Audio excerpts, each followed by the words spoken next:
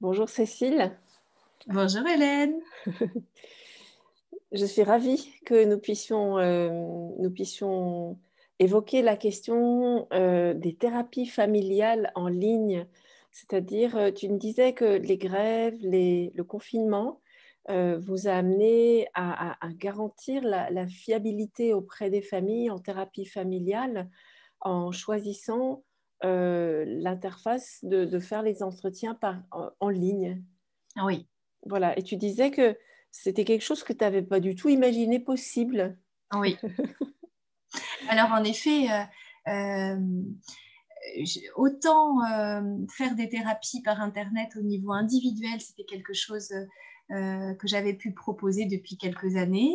Mhm, Au niveau de supervision, puis au niveau d'accompagnement d'étudiants, le début de formation également. Mais alors la mhm, thérapie familiale, c'est l'une des dernières choses à mhm, laquelle, enfin en tout cas, je n'aurais pas pensé que ça pouvait avoir un tel succès, parce que finalement, les familles ont vraiment fait des retours très positifs. d'accord. Euh, je dirais, un pourcentage important, quasi la totalité des familles sont plutôt Mhm, très satisfaites de ce fonctionnement-là parce que les thérapies familiales, alors nous, on fonctionne les samedis pour mhm, déjà permettre à l'emploi du temps de chacun de pouvoir s'agencer au mieux et que les parents, les enfants, en fonction de leur activité, en fonction du travail des parents, en fonction euh, de toutes leurs obligations, mhm. euh, finalement, c'est un gros effort, une vraie volonté que de se réunir. Ouais, Alors, surtout quand les enfants sont également adultes ouais. et qu'ils ont également d'autres paramètres qui viennent interférer dans la possibilité de mettre un rendez-vous commun, et bien là, en fait, on observe que c'est beaucoup facilité, et notamment par rapport à la garde des enfants. Mhm, Parce que quand on propose de rencontrer uniquement sur un petit temps, euh, euh, par exemple le couple parental ou le couple conjugal dans un processus thérapeutique, eh bien, on voyait combien c'était compliqué pour les familles de s'organiser. Elles le faisaient, mais avec beaucoup d'efforts. Et là, c'est facilité, c'est-à-dire que ça rend beaucoup plus fluide la possibilité de faire des sous-groupes avec juste la fratrie, avec juste les parents pour un mhm. moment, et les uns les autres vont dans une autre pièce. Alors, par rapport à cette façon de fonctionner, il est vraiment essentiel que les personnes puissent se sentir toujours sécurisées dans leur pièce, qu'elles aient Ouais, la sensation que la parole est libérée. Et ça, on donne une attention particulière au cadre pour que les personnes se sentent vraiment dans la capacité de s'exprimer librement sans avoir peur que d'autres personnes de la famille les écoutent, par exemple. Hein. ouais, ouais, Euh, voilà. ouais.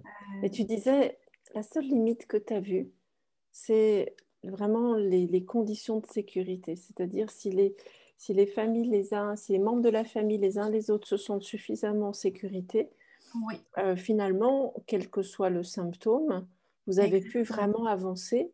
Et la seule limite qu'il y a, c'est quand il y a un déficit de sécurité. Oh oui, avec des relations qui sont non constructives. Mhm, mhm. Et, et à ce moment-là, c'est vrai que le cadre de la thérapie en présentiel permet de mettre des frontières Ouais, plus précises dans des contextes de fonctionnement familiaux quand même chaotiques, ouais, ouais, bien où, sûr. ou parfois avec des relations non constructives. Hein, alors, ça permet de mettre des frontières. Sur la notion de sécurité, je rebondis, c'est quand même ce qui nous a... la notion de sécurité et de fiabilité, Mhm, c'est vraiment ce qui nous a invités à commencer à penser les choses autour de la thérapie familiale, parce qu'avec les mesures gouvernementales changeantes, on s'est posé la question de comment rester fiable auprès des familles que l'on mhm, accompagne. mhm, Euh, mhm.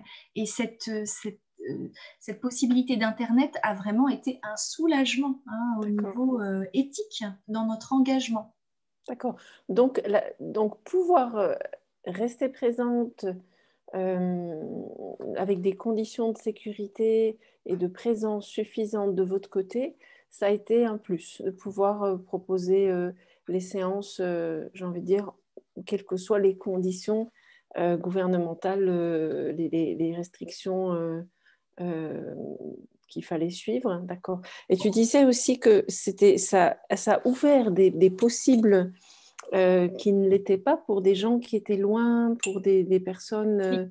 Vous êtes en Bretagne, donc pour les gens qui devaient faire beaucoup d'efforts, parfois, tu disais, c'était impossible de pouvoir se rencontrer quand un des membres de la fratrie est carrément dans un autre pays à l'autre bout du monde. Oui. Là, les consultations Internet ont vraiment facilité les choses. Ah oui, tout à fait. Alors, c'est quelque chose qu'on avait déjà pu essayer avant le confinement, hein, et qui avait fonctionné, notamment avec une personne qui vivait en Asie et qui au départ revenait 2 fois par an, et donc on faisait des temps de thérapie sur ce moment-là. Et ensuite nous est venue quand même l'idée de proposer qu'on puisse, même avec le décalage horaire, hein, pouvoir se rencontrer Mhm. sur un moment où il était possible pour toute la famille de se réunir, et avec une partie de la famille en présentiel. Et puis, là, pour le coup, c'était un membre de la famille qui était à l'étranger. Et là où vraiment ça a facilité les choses, c'est par rapport aux fratries qui sont adultes et qui sont amenées, bien sûr, à vivre dans des régions différentes. Et Mhm. là, la possibilité d'Internet a vraiment euh, ouvert une régularité dans les rencontres, et Mhm. donc un investissement D'accord. au niveau de la thérapie qu'on a repéré différent. Mhm. Eh ben, d'accord. C'est étonnant. Et tu disais même avec des enfants, ce qu'on n'aurait pas imaginé, même avec des enfants, la thérapie familiale est possible. Alors, avec les enfants, ce qu'on observe, c'est qu'à partir de 8, 9, 10 ans, là, il y a vraiment une captation possible par l'écran, la possibilité de s'exprimer, une certaine habitude euh, pour eux. Pour les tout petits, eh bien, en fait, il y a différentes choses qu'on observe. C'est qu'ils sont en possibilité de pouvoir être présents sur quelques minutes avec nous, Mhm. et totalement présents. Et ensuite, ils vaquent à leurs occupations, ils restent dans la pièce, ils ont leur jeu, et ils entendent ce qui se dit, et ils sont calmes. Hein, ils sont calmes Mhm. parce qu'ils sont dans leur contexte. Euh, et pour les plus petits, ils ont la possibilité, alors ça c'est arrivé à 2 reprises, quand c'est l'heure du repas, quand c'est l'heure du goûter, quand c'est l'heure de quelque chose, au niveau des besoins fondamentaux, eh bien il y a cette possibilité-là, de prendre un petit quelque chose qui fait que l'enfant reste à l'écoute de ce qui se passe, et ensuite est tout à fait disponible pour les plus petits. Ça, c'est Mhm. quelque chose qui a pu également on a pu observer. Maintenant, euh, là, là où on se pose plus de questions, c'est quand même par rapport aux enfants qui ont plus de difficultés à être en lien par Internet, et qui sont autour de 4, 5, 6 ans. Mhm. Mhm. Que les parents également peut-être n'ont pas cette habitude de communication. Alors là, on essaye de faire quelque chose de hybride, d'hybride dans l'approche, c'est-à-dire qu'on peut proposer des temps de première rencontre, par exemple au cabinet, Oui, et donc Françoise ou Christine sont à distance. On essaye de respecter vraiment au mieux ce qui est de l'ordre des gestes barrières, mhm. avec parfois la limitation de la famille. Hein, on limite les personnes qui viennent en consultation, et ensuite on se retrouve par Internet, hein, pour pouvoir vraiment permettre un pont, une transition possible quand c'est compliqué pour certaines familles. D'accord.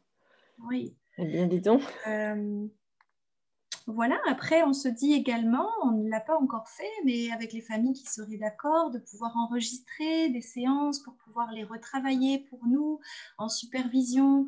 Ça a vraiment cette possibilité, comme la glace sans teint, de pouvoir en thérapie systémique, de pouvoir aborder une, un retour, en tout cas une analyse de nos interactions beaucoup plus fines. D'accord. Ça aussi, cet intérêt-là. Voilà. Voilà. En tout cas,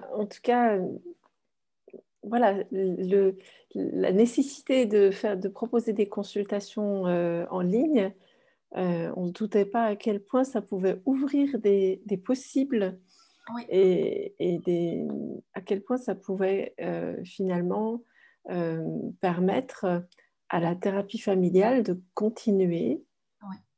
dans de bonnes conditions. Oui.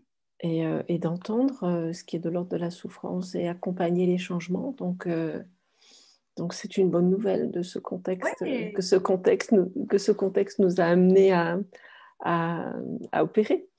Oui, tout à fait. Non, c'est une bonne nouvelle par rapport au changement que ce contexte nous a amené à mettre en place. Mhm. Écoute, merci beaucoup Cécile de cet aperçu. Oui, merci Hélène. Merci pour tes questions et ton éclairage.